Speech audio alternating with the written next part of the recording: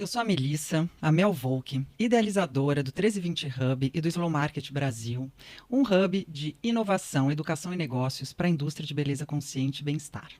E este é o podcast que traz para você mais uma forma de trazer até você informação, conteúdo, assuntos urgentes do nosso mercado até você. E o episódio de hoje é com uma convidada muito especial, que a gente tem uma conexão aqui, uma fluidez desde quando a gente se conheceu, que é a Carol Young.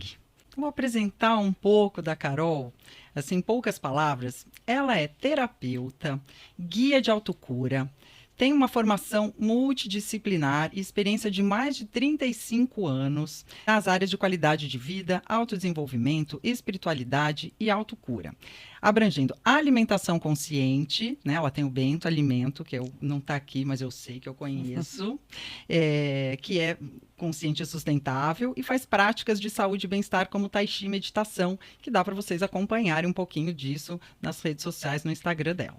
Esta pessoa resolveu passar uma temporada imersa numa comunidade indígena do Brasil. E esse é o tema de hoje. Carol, super bem-vinda aqui no podcast. Eu vou falar assim, bom, olha, dá uma olhadinha se tem uma conexão ou não tem, né? A gente chegou, é isso, e acho que foi assim desde quando a gente se conheceu. Eu conheci a Carol em Floripa, em 2020, quando eu fui fazer a edição do Slow Market Beauty lá no Multi. A gente foi apresentada, uma pessoa falou, estava passando, e uma pessoa falou para mim, Mel, você precisa conhecer a Carol. E eu conheci a Carol. No dia seguinte, eu já estava fazendo a abertura do evento. Exatamente. E assim, todos os eventos eu faço uma meditação antes de abrir para o público, né? Com as pessoas, com os expositores, com a equipe, para trazer essa conexão. Ó, eu fico até arrepiada. Não sei se dá para pegar aí, ó, porque a Carol, que tinha acabado de entrar na minha vida nesse contexto, ela fez essa meditação e, assim, não podia ter sido mais perfeitas as palavras, tão conectada. Eu acho que essa é a palavra que define a Carol, essa conexão, né, com as coisas, essa fluidez das coisas indo, né, foram acontecendo. Então, Carol, conta um pouquinho para a gente como é que foi essa fluidez, né? Como é que foi essa sua escolha de você viver, né, numa comunidade indígena na região central do Brasil. Você vai me contar um pouquinho, né, de qual é essa...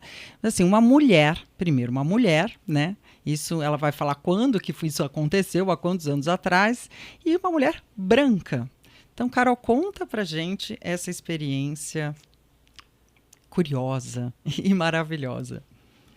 Então, Mel, tem algo que você não sabe, que acho que foi uma das primeiras grandes surpresas assim da minha vida, de como aquilo que brota lá no nosso coração, né, que eu digo que tem umas sementes plantadas, não é um desejo teu, é uma coisa que você quer, e como acaba acontecendo. Quando eu tinha 18 anos, por aí, eu estava acabando ensino médio, né, na época tinha outro nome, e eu queria muito ir para a área indígena.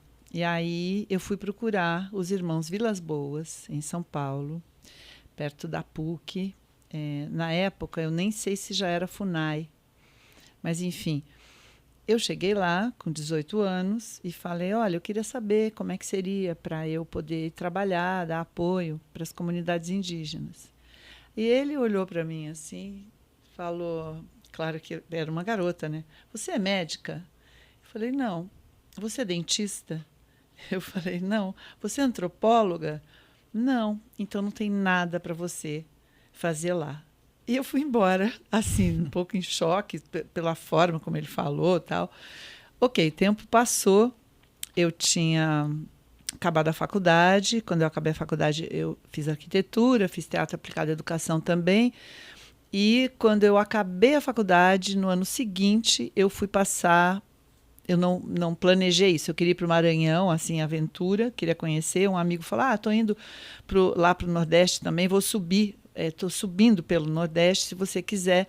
Tem uma comunidade lá no sul da Bahia chamada Trancoso. Trancoso era uma vila de pescadores, acho que tinham 5 brancos lá. E lá eu fiquei 1 ano. Eu passei, não fui para o Maranhão, fiquei lá. Tive uma experiência incrível.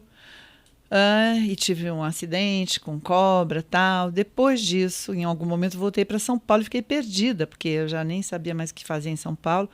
Aí meu irmão chegou e falou assim: você gosta de dar aula para criança, não gosta? Eu já tinha dado bastante aula de artes, lá em Trancoso também vivia com as crianças. E você gosta de mato, não gosta? Eu falei sim. Ele falou: você quer ir morar com Chavantes? Isso. Eu tinha 18, isso quando aconteceu que eu recebi esse convite, eu já tinha acho que uns 25 anos, foi muito tempo depois. E assim foi, os Chavantes queriam aprender o português, porque já estavam lá, foi aquele tempo de um deles muito influente, que chegou a Brasília, tal, chamado Mário Juruna, e eles chegaram à conclusão que eles precisavam falar português, que eles queriam professores lá. Foi um convite deles, foi enfim, uma necessidade deles. E aí foi isso, assim, eu fui, e aí nessa época tinha uns 30 Chavantes que tinham ido fazer umas danças no Teatro Municipal, eles tinham vindo, assim, alguns nunca tinham saído da aldeia, né, para angariar fundos e pedir coisas e tal. E daí me disseram: você quer entrar nesse ônibus e já ir de volta com eles? Então, assim, entre esse convite que meu irmão fez, que era um projeto de uma antropóloga, na verdade, não foi uma coisa à toa. Era um projeto de uma antropóloga ela já está no céu, Araci Lopes da Silva, que era a pessoa que mais conhecia esse grupo e muitos outros. E ela queria montar uma equipe assim, com consciência para ir para lá, não alguém que simplesmente fosse. Daí eu entrei nesse ônibus, já tinha começado a estudar algumas coisas, assim. Sim, fui para lá. Os fluxos, né? Na fluidez. Não, no incrível, flow. né? Essa história. Sei lá, bate na porta, não tem nada para você. Passa um tempo, tem sim, pode vir. E, Carol, como é que foi essa experiência de você chegar lá, né? Como que você foi recebida por eles, né? Como é que eles te olharam? Como é que foi esse processo? Quanto tempo você ficou lá? Conta um pouquinho essa entrada, essa conquista. Então, quando eu fui para lá, eu não tinha um prazo assim determinado, né? A gente fez um contrato com a FUNAI, que era um salário micro, assim. Eu fiquei na região ali próxima de Barra do Garças, que é a divisa de Mato Grosso, Goiás.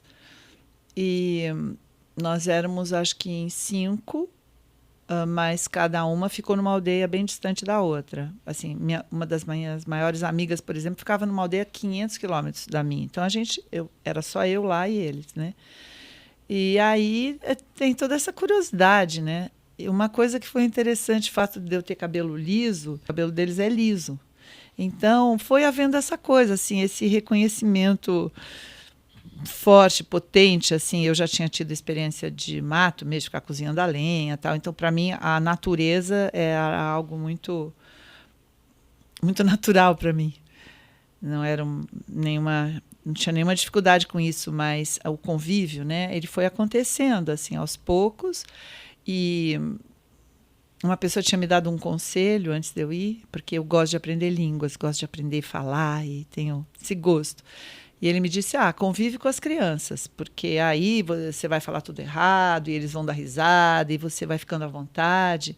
Não convive com as crianças, digo, no convívio com as crianças vai ser mais fácil aprender. E realmente no começo eu perguntava algumas coisas, assim. O Chavante, dos grupos do Brasil, ele foi o que resistiu mais tempo ao contato.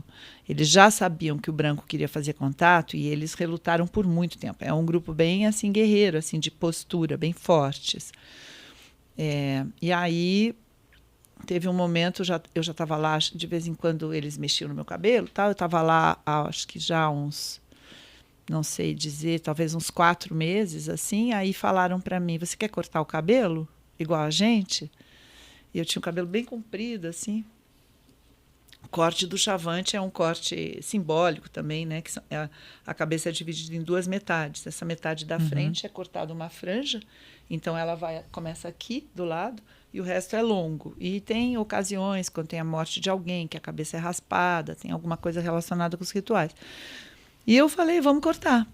E aí eles cortaram, né? Eu estava com o cabelo inteiro, não tinha franja, cortaram tudo desde aqui. E eles arrancam esse pedaço aqui, todos os pelos. Então a franja vem até aqui, tem fotos em todos os lugares assim. aqui é tudo sem pelo. No decorrer das gerações já nasce bem pouco. Eu tive que deitar lá no colo de uma índia que foi arrancando, passava cinza nas mãos e ia arrancando. Então, assim, para mim para mim foi um rito, né? E certamente eles sentiram isso, porque a partir daí se abriu muito assim a conexão deles comigo, assim a abertura, né? E aí tinha um programa que eles queriam que eu executasse. Não era, eu estava lá a serviço mesmo. Olha, você tem que dar aula para as mulheres tal dia, para os homens tal dia, e tem os grupos Ritaiwa, que é os tipo adolescentes, você vai dar de tal a tal hora. E aí eu tive esse desafio gigante de ensinar uma língua e uma escrita que eles queriam para um grupo que não tem escrita, né? Então foi todo um processo, assim.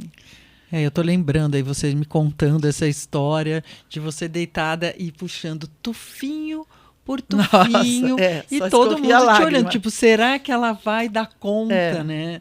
E você ficou lá, né? Escorrendo as lágrimas e só sentindo os tufinhos do cabelo sendo puxados e tirados. Eu acho assim, esse foi daí eles já me deram um nome, de né? mudança, né? Me deram um nome, que é Tserepré, que é o cabelo vermelho, porque eles não têm... no vocabulário do Chavante não tem amarelo. Então, a partir do momento, assim... E outra coisa também, que eu ganhei uma família lá, né? Porque as relações se dão sempre familiares. Então, você não tem uma amiga que está lá. Você vai chamar meu cunhado, o irmão da minha cunhada. É sempre com base nas relações familiares. E, eventualmente, é o meu outro, assim, que é quando é do outro clã, né? Então, eles me deram uma família. O que era meu pai era uma pessoa muito incrível, assim. Meus irmãos eram todos crianças.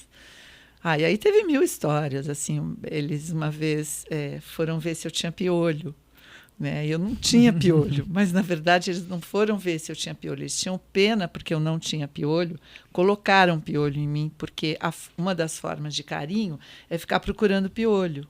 Então, de repente, eu estou lá na aldeia, começa a coçar, até que eu entendi isso, porque eles sentam assim, eu tiro o piolho de você, você tira do outro, e fica tirando. Então, trenzinho de piolho. É um afeto, quer dizer, é um afeto. Tem piolho, é um afeto. Então, aí eu recebi essa iniciação também. Se eu não escolhi, né? O poder do cabelo, né? O piolho, o corte. A gente está falando aqui da indústria cosmética também, né? Que é o foco do Hub, é trazer essas conexões, então, e trazer essa visão, né? Dos diferentes feições mesmo, da gente não ser todos iguais, né? Que cada tribo realmente tem a sua forma de se expressar através da beleza, né? Que são várias formas de beleza, né? Tem e tem um padrão. Esse lado que eu pensava muito também, né? Porque tem algumas pinturas que são feitas... Chavante não é um grupo que tenha muita pintura corporal, né? Mas tem algumas cores que são pintadas no cabelo, tal. Então, quando eu estava lá, esse período que eu fiquei lá, foi um período de, assim, profundas reflexões, assim, de ver a similaridade e as diferenças, né? Então, né, a maquiagem, no fundo, você está querendo se embelezar, né? E eles também têm os rituais de se embelezarem, só que sempre com funções mais... dentro de situações que têm uma conotação sempre mais de celebração, uma coisa assim. Que, de certa forma, né, os brancos também têm. Vai numa festa de casamento, tal, se pinta toda, tal. E conta uma história, assim, mais uma história que foi extremamente relevante e que fez mudar, de fato, a forma de você enxergar relações humanas, as relações com a natureza, né? Porque a gente está nesse momento de extremo descaso, né? Com a nossa natureza, com o nosso bioma, com as queimadas, com essa ganância, essa falta de respeito mesmo, né? E eu acho que só, assim, a gente está aqui nessa vida urbana e a gente se desconecta e a gente esquece que esta é a nossa origem, né? Que a gente está aqui, tudo que acontecia no Brasil era exatamente isso, no Brasil, no mundo, enfim, mas falando especificamente do Brasil, né? Então, o que faz pegar no coração para mexer um pouquinho na cabeça do ser humano e ter um pouco mais de respeito e mudar, ter outras escolhas? O que é uma experiência assim, experiências são tão pessoais, né? Mas assim, o que aconteceu com você ali naquele momento que mudou pro resto da sua vida, basicamente? Olha, Mel, primeira coisa, eu vou pegar um gancho numa palavrinha que você usou e que eu me via lá naquela situação, pensando muito sobre isso. Você falou, porque era isso que acontecia no Brasil. Você usou o tempo passado, né? E não é que acontecia, que acontece, porque agora, nesse exato momento, se nós duas pegarmos aí um transporte e a gente for Brasil afora, tem muitos grupos assim, que não são só grupos dos povos originários, mas também eu tive essa oportunidade na minha vida, né, como foi, por exemplo, lá em Trancoso, como foi em Goiás, depois que eu também morei, de conviver com pequenos vilarejos pelo Nordeste. Eu fiquei em vários lugares. Que as relações com a natureza, elas são de grande intimidade. Então, quando a gente vive aqui nessa suposta arrogância, supremacia urbana, porque a gente acha que tudo é tão importante, a gente fica com aquela ideia que os nativos, por exemplo, existiam lá 1500, onde a gente estudou na escola, né? Tem essa ideia de que é algo que já aconteceu. Eu acho que isso é uma das riquezas incríveis que a gente tem no Brasil, porque, comparado, por exemplo, com os Estados Unidos, né, que foi uma devastação muito pior assim, de cultura, de comunidades enormes. Eles têm resistência, mas eles vivem já em cidades, tal, e a gente ainda tem, né, muitos grupos vivendo dessa forma. Então, essa foi a primeira coisa, sabe? Que eu nunca mais me desconectei disso. Eu estou aqui vivendo isso, mas aquilo me pertence, né? Não só me pertence, porque eu gosto também, eu me sinto bem. Eu estou a trabalho aqui, Papai do Céu, a trabalho, né, missão, né? Porque fui trazida e gosto. Eu posso estar em qualquer lugar. Eu não tenho assim não sou uma pessoa com preconceitos. Eu acho que tenho uma capacidade de adaptação enorme.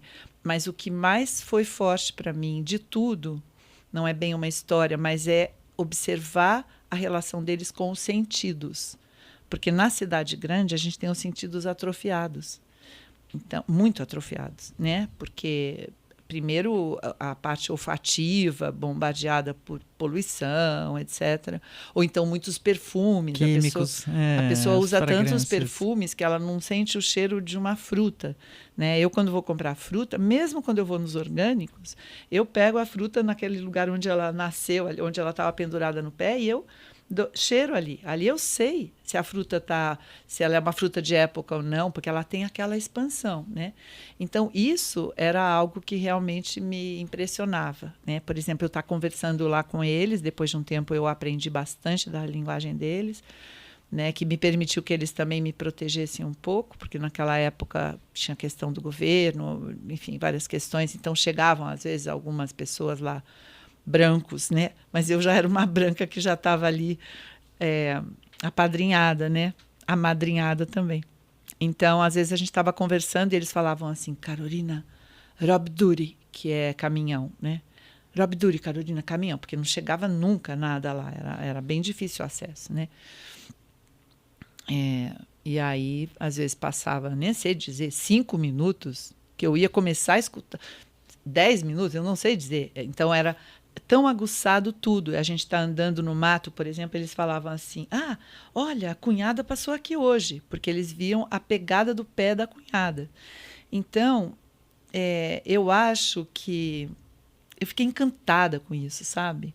Assim, encantada com essa dádiva que a gente tem dos sentidos e com o potencial que a gente tem de viver isso, de viver os nossos sentidos mais aguçados. E aí, fazendo um jump assim para minha trajetória de trabalho hoje e tal, que tem tudo a ver com essa coisa da presença, porque eles estão na tua frente, eles estão inteiros, eles estão te olhando naquele momento. Ele não está ali na tua frente pensando em outra coisa, se isso aqui vai ficar legal, e o que eu vou usar depois, o que eu vou fazer depois daqui. Ele está inteiro na tua frente. Então, eu acho que nos treinamentos uma dessas caminhos de autocura que eu trago, que é a presença plena, né, é você recuperar teus sentidos. Porque se eu estou aqui e a minha cabeça está a mil, e eu lembrar como é que é o tato do meu corpo com essa cadeira, né? Como é que eu estou sentindo o tecido tocar minha pele? Que cheiros eu estou sentindo aqui? Qual é o paladar que tem na minha boca agora? Né? Tanta coisa para eu olhar. Só nesse ambiente aqui tem um infinito, né, de presentes, de dádivas, né, da vida, que a falta de reverência aos sentidos nos impedem de usufruir. Então a gente fica dentro da mente e sofre por isso. Depois fica, não consigo parar de pensar, estresse, ansiedade, depressão, porque pensa em muita coisa, se sente impotente e tal. Então eu acho que esse foi o presente, assim, para mim, foi eu estou viva, né? Eu estou viva, e mesmo quando eu estou numa cidade que eu não consigo ver o céu, eu tenho aquela memória, né, do céu noturno, que é você estar em órbita.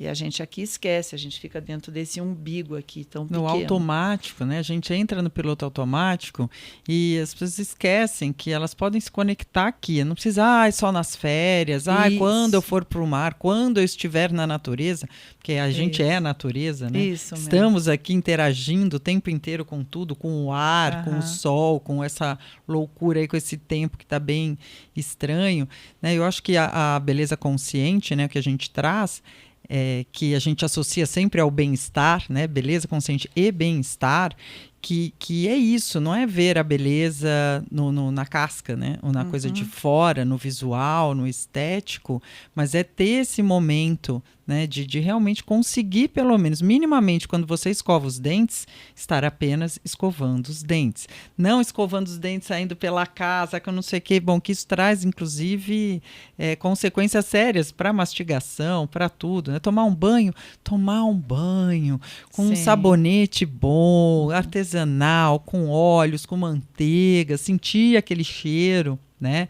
E a gente fala muito o cheiro é, né, um dos principais canais aí de emoção da nossa vida, né? O sistema límbico. Então, assim, a gente destrói esse canal, né? A gente destrói esse canal de emoção na nossa vida, né? Então é um convite, e aliás eu agradeço você me corrigir no meu tempo, porque não era, existem todos esses povos. Eu inclusive estou num projeto com vários deles, que aí eu vou contar um pouquinho dessa minha experiência também, que é bem recente, que eu fui convidada por uma indígena que eu conheci por conta de eventos, enfim, há alguns anos atrás, e ela me convidou para produzir um festival ameríndio aqui em São Paulo, né? E eu descobri o Museu das Culturas Indígenas, que eu desconhecia, e eu acredito que poucas pessoas que estão em São Paulo conheçam esse lugar, têm visitação, e é isso. Essa distância que se criou, né? É como se tivesse assim um hiato. Eu estou aqui e eles estão em outro tempo, em outro lugar. Né? Mas não, eles estão convivendo com a gente, moram aqui em São Paulo, né? Tem os povos de todas as regiões que existem aqui ainda. Então, só lá no museu são 35 povos que fazem parte do conselho, assim, e fazer parte de uma reunião daquela também. Olha, se eu já me emocionei, né? Eu quase chorei algumas vezes de estar olhando ao redor, só de lembrar também me emociono, de falar assim, cara, como que a gente se distancia tanto disso, né? Que coisa mais linda, que coisa forte, né? Que presente mesmo a gente poder trazer para a nossa realidade hoje essa reconexão, né? E essa conexão com as nossas origens, né? Então, eles existem, estão aqui. Então, agradeço essa correção aqui do tempo, que não é no passado, é bem no presente, e a gente tem que fazer coisas aqui no presente para isso permanecer, né? E no futuro. Voltando ainda um pouquinho para a questão dos sentidos, né? Eu estava te olhando enquanto eu estava te ouvindo, né? Estava admirando assim, os teus olhos brilhantes, azuis, né? Então, eu acho que quando a gente se vale dos sentidos, entendendo que é essa dádiva que nós ganhamos para poder viver aqui, a gente também, às vezes, pode tentar, né, transcender um pouco nossos julgamentos, nossas críticas. Você está na frente de uma pessoa, né, tem um coração que bate, tem uma pestana que pisca, tem uma cor de cabelo, tem uma tez, tem um monte de ancestralidade até aquela pessoa chegar ali, né? Então, a gente resgatar um pouco a nossa conexão mais verdadeira com os seres também. Porque eu acho que foi, né? Foi aí toda essa mentalidade de conquistar, de se apoderar e tal. E aí foi tudo, a natureza, os animais. E foram seres também. Né? Então, a gente, às vezes, vai encontrar uma pessoa já com um julgamento tão preconcebido. Aquela pessoa está ali, né? Ela está existindo naquele momento, ao mesmo tempo que você, né? Tem alguma coisa ali para esse encontro acontecer, né? Eu acho que... Tem essa fluidez sempre. Eu estou usando muito essa palavra hoje porque realmente acho que ela representa bem quando a gente está no momento presente, né? Trazendo o que você trouxe de estar presente no momento, quando a gente está presente aqui, no agora, né? Vivendo e sentindo o que está ao redor, né? E realmente percebendo essas conexões que a gente tem, as coisas vão acontecendo do jeito que elas têm que acontecer. A gente né? não atrapalha tanto, né, as coisas. Não atrapalha. Eu penso isso. Não interfere tanto no rumo atrapalha. Natural do universo. Tem né? coisas ali, né, preparadas. Aí você desvia, não é isso, é aquilo. Fica com raiva, fica bravo, se atrasa. É um pouco isso mesmo. Por isso que eu acho, pelo menos na minha vida, assim, quando eu viajo, eu amo viajar. Né? E quando eu viajo acontece tanta sincronicidade. Aí uma vez eu pensei, claro... Porque quando eu estou aqui no meu dia a dia, eu estou com todos esses fios, né, das tarefas, da dívida, pendência, tem que fazer isso, depois aquilo, compromisso.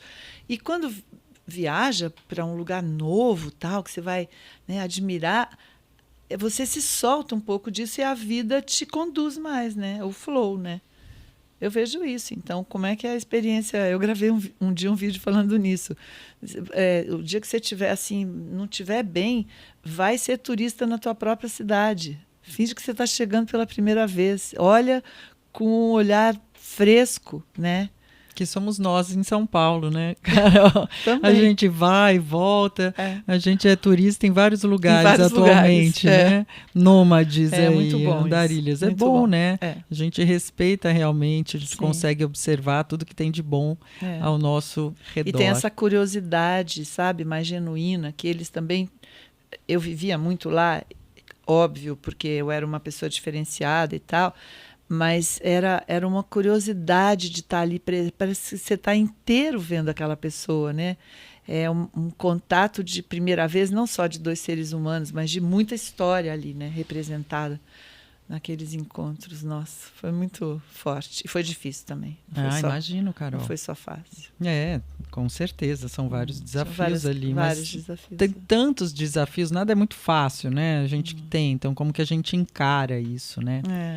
E agora eu quero voltar a uma receitinha. Eu sei que você é bem natural, que nem eu, também tem a pele sensível como eu, que você gosta dos produtos sem químicos nocivos, o mais natural possível, biodegradável. O que você aprendeu, assim, bem de pele, de tratamento mesmo, de como se cuidar num ambiente dentro da natureza, né? Porque tem gente que não acredita, fala, preciso das químicas, porque a coisa natural não funciona, né? Quando você está ali naquele ambiente que tudo que você tem é justamente o que a gente deveria usar todos os dias, né? Até hoje, sempre... Como que era essa rotina de beleza? Ai, Mel, eu sou, assim, não sou a pessoa ideal para você perguntar isso, porque eu sempre fui muito descuidada, muito branquinha, né? Nunca me cuidei, estou hoje, agora nesse momento da minha vida, aqui respondendo por toda essa irresponsabilidade, não sei, ou esse gosto pela vida. Quando eu era garota não existia nem protetor solar, né? Então, lá com o Chavantes, o que me lembrei quando você estava perguntando, eu nunca fui de me cuidar, de passar nada, mas ali no Brasil Central a gente tem as duas estações, né? As secas e a chuva. E a estação das secas, ela chega, quando chega esse período, assim, setembro é cruel, assim, a pele toda racha. E eu me lembro que um dos lugares onde a gente fazia lá, improvisava uma escola, tinha um mamoeiro. Uma vez me deram um mamão. E eu comia aquele mamão com néctar, assim, né? Porque ali era meio complicada a questão da alimentação, né? Eles já estavam, assim, com a parte de espaço, de liberdade para coleta, para caça muito reduzido, porque tinha os fazendeiros, essa questão de delimitação de terra, tal, era um problema bem grave final dos anos 70, começo dos anos 80, até hoje é assim. E eu ganhei aquele mamão, então eu fui comendo aquele mamão. Eu já não tinha mais nada no mamão, e tinha um lugar no Rio onde eu ia tomar banho que eu gostava muito. Um recanto, assim, porque formava meio uma piscininha, tal, então era o meu lugar. Meu tratamento de beleza era ficar naquela água que tinha um aroma maravilhoso, que eu nunca vou sentir igual. Como é que a água, aquele lugar tinha... sei lá. E aí eu peguei aquela casca de mamão que eu tinha comido e passei no rosto. Exatamente. E eu passei aquele mamão no rosto e eu falei, meu Deus, o que é isso? Né? Que bênção! O que é essa nutrição que a minha pele precisa? Que eu estava sequíssima, né? O pé rachava, a mão rachava, assim, é realmente muito seco. E ficava lá, né? Muito tempo no sol também.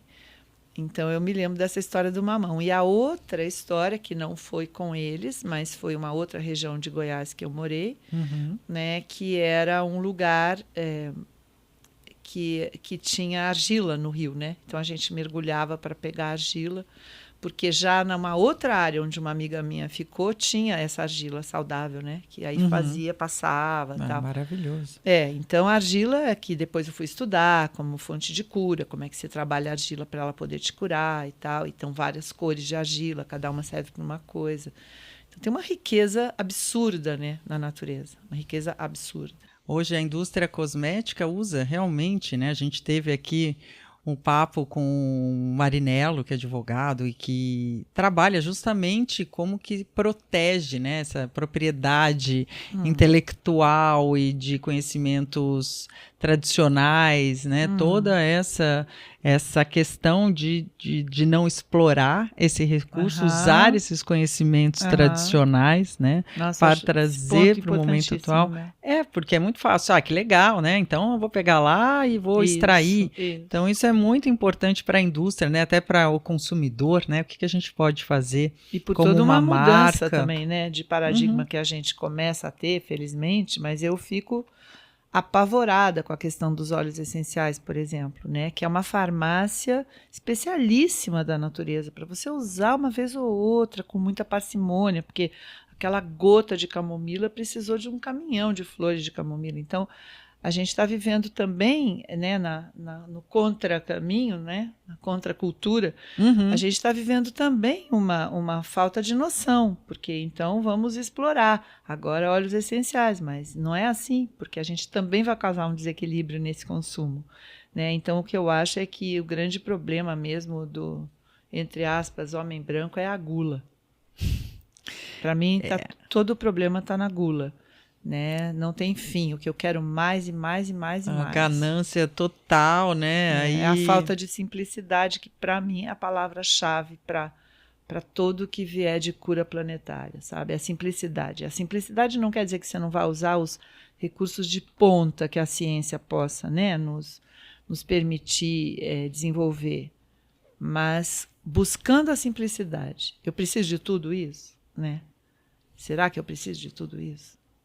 Então, acho que é um ponto tão importante. Exatamente, esse minimalismo, né? E saber escolher bem, né? Isso, porque quando a gente também tem, né, essa consciência, né, você também vai fazer uma escolha também mais consciente. Você vai fazer uma pesquisa. Essa marca que eu estou consumindo, ela faz corretamente? Tem coisa da Amazônia que está, né, no boom do momento, né? Falar da Amazônia, Amazônia. Graças a Deus, na verdade, que tem esse holofote, essa luz para a Amazônia hoje, mas como toda luz tem a sombra, então tem a parte exploratória e gananciosa, né, de realmente a parte da marca, né, de quem trabalha com isso e vai escolher fazer um trabalho decente, né, de pesquisa de quem é o seu fornecedor, o que você está fazendo, você está usando, mas você está dando em troca, né? Acho que é simplicidade e troca, é saber que tudo tem, né, a troca, tudo tem os dois lados, e para estar nesse flow do universo, não é à toa que chama 1320 aqui, o hub, né, que 1320 é essa frequência de entender que sincronia, que está tudo conectado, né, estamos todos conectados, que o que está acontecendo na Amazônia, o que está acontecendo aí nos nossos biomas pelo Brasil, né, afetam sim a gente está vendo aqui na prática, né, na prática, o Rio de Janeiro, Florianópolis, que eu tive também recentemente, aqui em São Paulo, a gente está vendo o nosso céu completamente mudado por coisas que estão acontecendo fora. Então, assim, acho que esse é o nosso recado, né, Carol?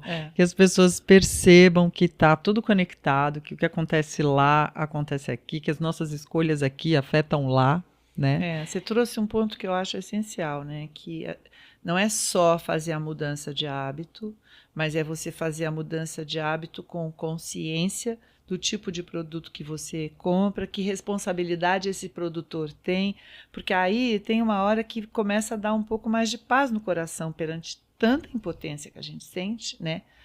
Por conta de ações devastadoras para nossas águas, nosso ar, nossa terra, mas é você saber que da tua parte você está tendo esse cuidado com esse circuito todo, né? E é o minimalismo levado de uma forma generosa também, né?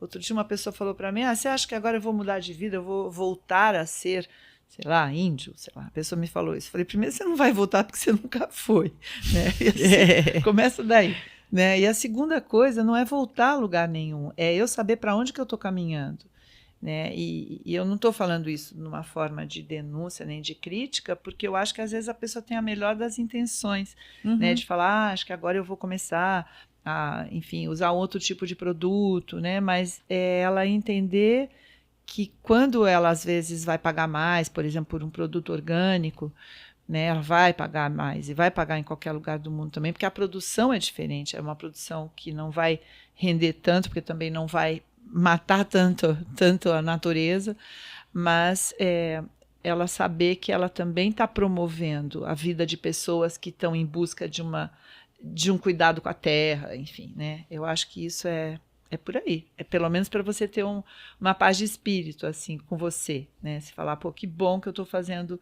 do melhor jeito e uma constante autoobservação, porque não termina nunca ali, né? Exato. Não termina.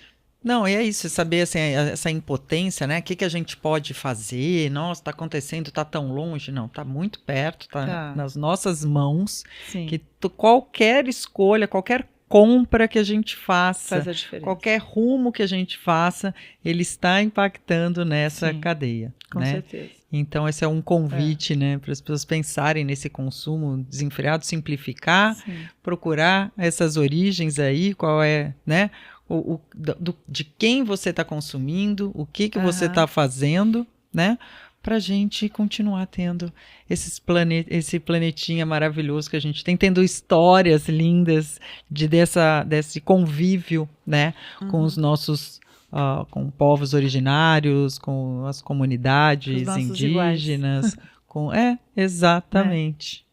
Porque isso também é uma coisa tão interessante. Às vezes as pessoas me perguntavam assim, Carol, mas como é que os índios são? Né? Como é que eles são? Eles são absolutamente a mesma coisa que nós. Tem uns mais generosos, outros menos, outros mais delicados, outros mais grosseiros, outros mais rudes, outros mais inteligentes, né? É ser humano. Agora, o que a gente vê qual é a lição que tem ali, né? A lição são gerações e gerações e gerações e gerações vivendo dentro de um convívio, e que também não é para idealizar, porque os mais velhos me contavam muitas histórias também dos ancestrais e tal.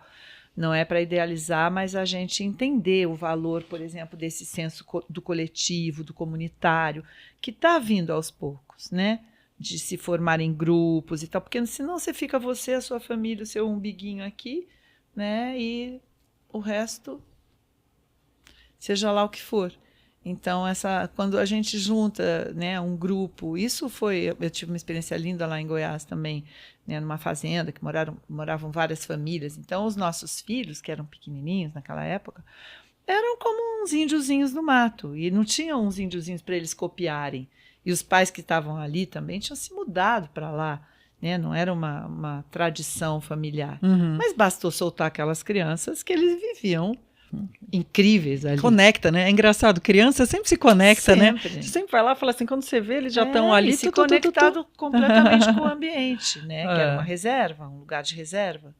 Então, o que eu vi é que as crianças lá, nossas, que estavam sendo criadas daquela forma, a gente cozinhava com lenha, não tinha água encanada, era puxando a água, tomava banho de rio, tal. Tinha, né? A gente foi criando algumas soluções ali, mas caixas d'água, tal. Mas quando a gente vinha para a cidade, eu quando vinha com os meus filhos, passar férias com os meus pais e tal, eles se adaptavam em 2 palitos, porque tinha a nossa cultura ali. Agora, quando as crianças completamente urbanas iam para lá, elas não sabiam nem andar no chão. Aquele pezinho encolhido, porque a pedrinha doía, porque não sabia o que fazer, ficava assustado com tudo, passava um barulho, não sabia o que era, né? Então, a gente vê assim, esse ponto de despreparo humano que o ser absolutamente urbano chegou.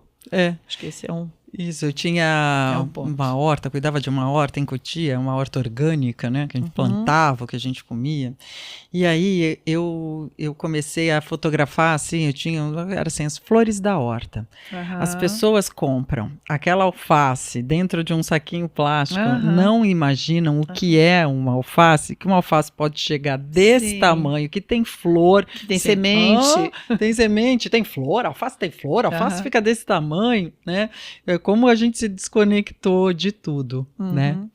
Então, Carol, eu amei a sua presença aqui. Obrigada. É sempre muito bom bater papo com você, seja aqui no podcast, seja tomando um vinho, seja tomando um café, onde a gente se encontra, os papos são sempre muito bons. Adoro. Também. Foi muito gostoso, porque relembrar tudo isso e trazer vida, né, para algo que tem tanta vida, né, que é essa experiência de... E a gente relembrar, né? Sim, muito bom. Traz mais coisas boas para nós. Muitas, abre as janelinhas. Né? Não, e fortalecer mesmo esse trabalho, que eu acho maravilhoso, que sabe, que você faz, que é das escolhas conscientes, mas das escolhas verdadeiras, né? Porque você vai estar fazendo bem para você e você está sabendo por que você está escolhendo aquele produto, né? É um trabalho lindo, que é um trabalho de educação, né? Obrigada também. É isso. Então eu faço esse convite para a gente viver, né, como nômades, como turistas, né, como nômades, a gente tem que sempre se reconectar, porque quando a gente é nômade, a gente fica um tempo num lugar. Então a gente tem que aprender a viver dentro daquela comunidade que a gente chegou, né? Como turista, a gente é curioso, a gente é observador, a gente pesquisa cada produto, cada coisinha, a gente pesquisa, né? Então a gente viver mais com esses conceitos, né, de turista e nômade, e onde a gente está, onde quer que você esteja, viver um pouquinho mais com essa visão.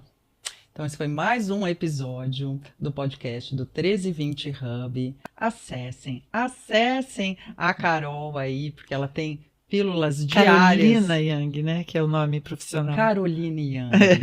Caroline Yang. Que ela tem pílulas geniais, diárias aí, que vai mexer com você. Que assim, são bençãozinhas que caem. Você faz plim! Aí você fala assim, nossa, várias vezes eu já mandei mensagem pra Carol. Falei, Carol, pelo amor, Caroline Yang. Carol, pelo amor de Deus, olha isso daqui. Eu falei, eu tava pensando justamente nisso e é isso que chegou pra mim. Eu li o seu texto, que era exatamente. Então são aquelas mensagens que a gente precisa ouvir, que chegam pela Carol. É a rede, né? É a rede, é a família do bem, como eu chamo. Muito bom. Obrigada. Obrigada, Mel. Obrigada, Carol. Tchim, tchim. Tchim, tchim.